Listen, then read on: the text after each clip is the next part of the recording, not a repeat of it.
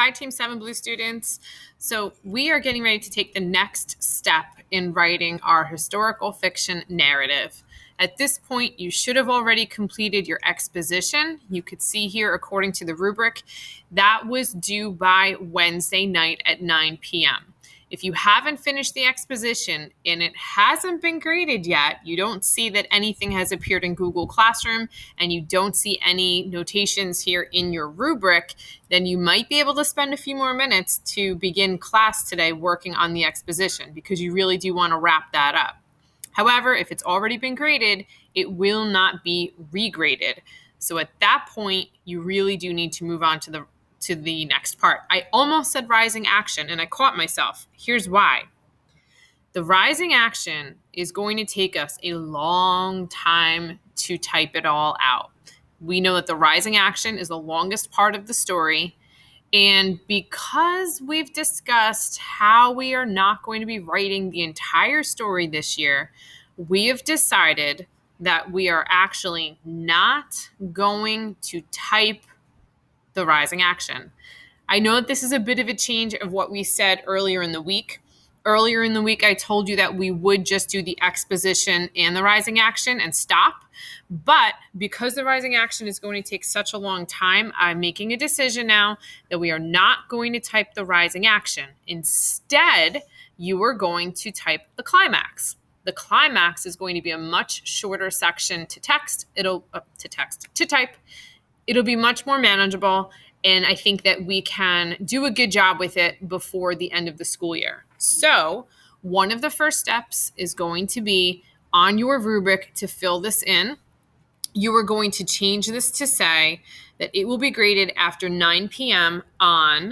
it will be Friday, 6/10. Okay, so you will have 2 days to complete the climax. Let's take a look at what we're looking for in the climax. It says here that the writer included a climax that was suspenseful. The main character made a decision or took an action that changed all actions and reactions from this point forward.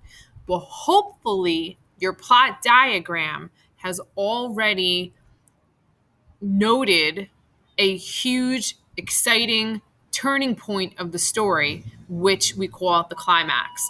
Please make sure that you have looked on Google Classroom and seen any teacher feedback that was written, because in many cases, as we discussed in class, many students did have a hard time identifying what is that big climactic moment.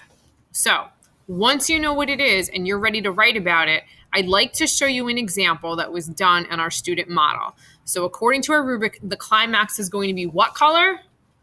Green. So let's take a look at our student example. I'm going to scroll down quite a ways down here because we have to go through their long rising action here. Keep going until we see the green. Here it is. So let's take a look at how they created suspense. They wrote, I'll read some of this to you. Suddenly, Caleb jumped, not at me, not out of the way, but towards the dog. I couldn't believe what I was seeing.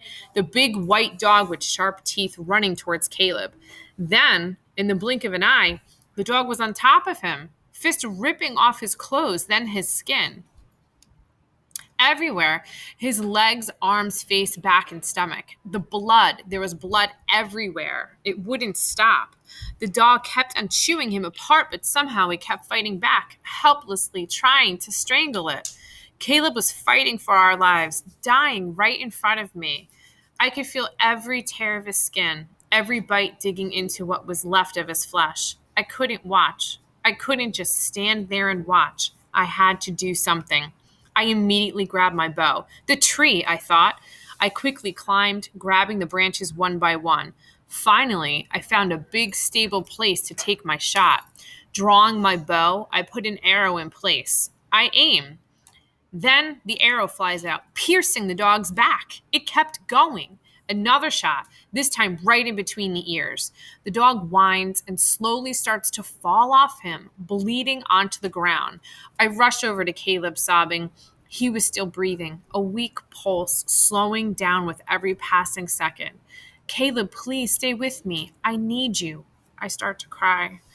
I look down at the ground, tears falling onto the leaves beneath us. I see out of the corner of my eye a hand slowly lift up and brush my cheeks. I love you. He struggles to get the words out. I love you too, Caleb. Forever, I say. I'll never forget. He takes a breath. The little girl with a bow. Is anyone passing the tissues around in class yet? That was definitely a suspenseful moment. So you could see how now we're looking back at our rubric, and this group of students earned a 10 out of 10. This is what you were striving to do over the next 2 days. Good luck.